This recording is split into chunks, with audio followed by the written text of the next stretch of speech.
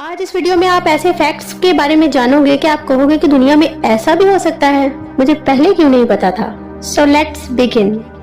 Fact number 5, आपने friend loves के बारे में तो सुना होगा, एनिमी लव्स के बारे में भी सुना होगा।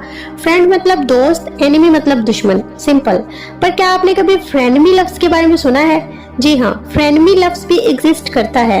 और फ्रेंडमी का मतलब होता है कि एक ऐसा इंसान जिससे आप फ्रेंडली तो रहते हो, यानी उससे हाथ मिलाते हैं, बातें करते हैं, लेकिन उसके लिए आपके दिल में फंडामेंटल डिसलाइक है, तो इसी को फ्रेंडमी कहा जाता है। यानी फ्रेंड और एनिमी दोनों का combination.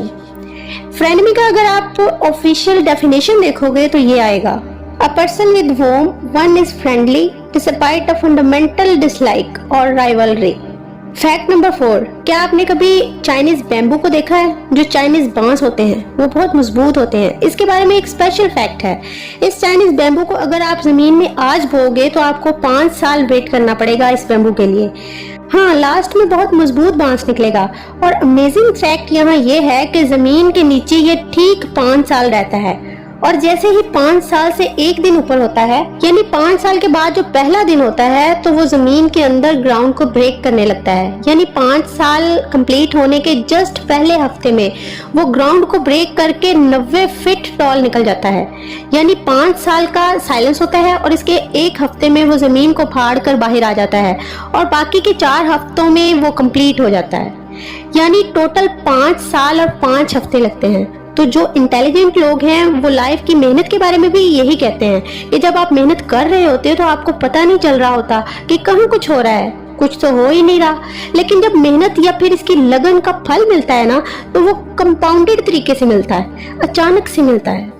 Fact number 3, human imaginations. ये बहुत इंटरेस्टिंग फैक्ट है, गौर से सुनिएगा। मैं आपको एक पिक दिखाती हूँ टाइगर की, आप इसको देखो। और अगर मैं आपसे कहती हूँ कि आप अपनी आंखें बंद कर लो, या मोबाइल की तरफ नहीं देखो, कहीं और देखो, तो अगर आप कहीं और देख रहे हो या अपनी आंखें बंद कर रहे हो, तो फिर भी आपके दिमाग में वो फोटो है ना कि अभी मैंने टाइगर की फोटो देखी थी। तो अब आप अपनी आंखें बंद कर लो और उस फोटो के बारे में इमेजिन करो अपने माइंड में, तो आप इमेजिन कर पाओगे कि हाँ, ये फोटो था।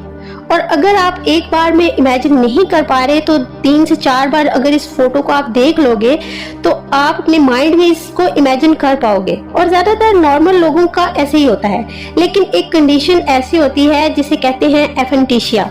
ये कंडीशन बच्चों में पैदाइशी होती है, और जिनको एफेंटेशिया होता है वो किसी भी चीज को माइंड में पिक्चराइज नहीं कर पाते। ये सुनकर आपको बहुत अजीब लग रहा होगा, मतलब वो फोटो को इमेजिन ही नहीं कर पाते। सोचो ये कितना अजीब सा डिसऑर्डर है कि आप फोटो को इमेजिन ही नहीं कर पा रहे हो अपने दिमाग में। दिमाग को जरा डीपली देखो और एक चीज इमेजिन करो कि जब आप मेरी वीडियो नहीं देख रहे होते, लेकिन जो आवाज आप सुन रहे हो इसको शायद आप दिमाग में इमेजिन कर लेते होंगे कि फलां इस तरह बोलता है, उसकी आवाज ऐसी है।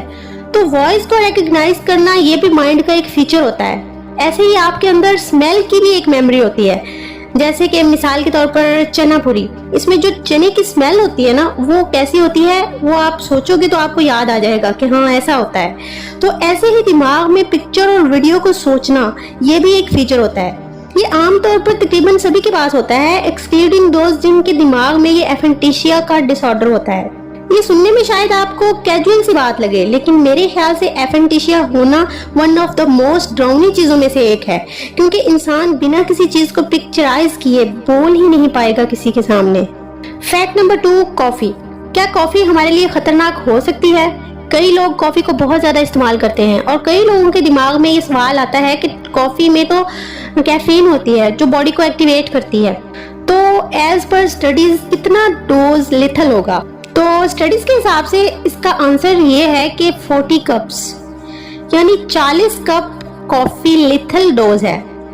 यानी अगर कोई 40 से 50 कप कॉफी पी जाए तो इसके मरने के चांसेस 99% होंगे। फैक्ट नंबर 1, अगर डायनासोर वापस आ जाए या फिर किसी तरह डायनासोर का डीएनए उठाकर साइंटिस्ट लैब में डायनासोर को क्रिएट कर दे तो फिर हमारी दुनिया कैसी दिखेगी? अगर डायनासोर वापस आ गए तो जब भी आप घर से बाहर निकलोगे तो वो आसमान में उड़ रहे होंगे, नीचे टेरिक्स घूम रहा होगा और दूर से ही आपको इसके फुटस्टेप्स सुनाई दे रहे होंगे। अगर डायनासोर की बात आती है तो आपको लगता है कि अगर डायनासोर आ जाए तो पूरी दुनिया तबाह हो जाएगी, क्योंकि डायनासोर्स के साथ एग्जिस्ट करना काफी मुश्किल होगा, है ना। लेकिन यहाँ थोड़ा ट्विस्ट है। अब बात यह है कि डायनासोर्स के साथ जीना इतना भी मुश्किल नहीं होगा। ऐसा इसलिए कि जमीन में जो भी क्रिएचर जितना साइज में बड़ा होता है वो उतना ही स्लो होता है। आपने देखा होगा हाथी कितना स्लो चलता है अपने ह्यूज साइज की वजह से।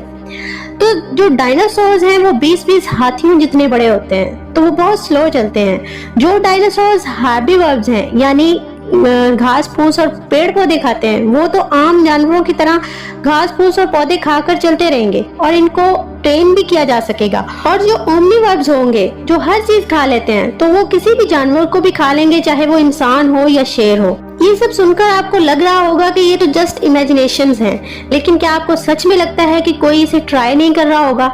ऐसा नहीं है। साइंटिस्ट हर एक छोटी छोटी अपॉर्चुनिटी को ढूंढ रहे होते हैं, डायनासोर्स के फॉसिल्स को यूज करके, इसके डीएनए को यूज करके, कि कैसे एक हाइबरनेट क्रिएचर को बनाया जाए। इसके पीछे साइंटिस्ट जी जान से पड़े हैं, लेकिन कोई एक भी बर्थिन नहीं मिल पा रहा है। अगर 1% भी बर्थिन मिले तो इसके पीछे सारे साइंटिस्ट टूट पड़ेंगे, ताकि डायनासोर्स की पैदाइश को कैपिटलाइज भी किया जा सके और साथ साथ जमीन पर सबसे क्रेजिएस्ट चीज को करने में उनका नाम भी आ जाए। जी हाँ, डायनासोर्स को रिवाइव करने की कोशिश की जा रही है। अब बस सवाल ये है कि कितने टाइम में साइंटिस्ट इसे कर पाते हैं। तो ये थे आज के फैक्ट्स। वीडियो को लाइक और चैनल को सब्सक्राइब करना मत भूलिएगा। मिलते हैं और इंटरेस्टिंग फैक्ट्स के साथ।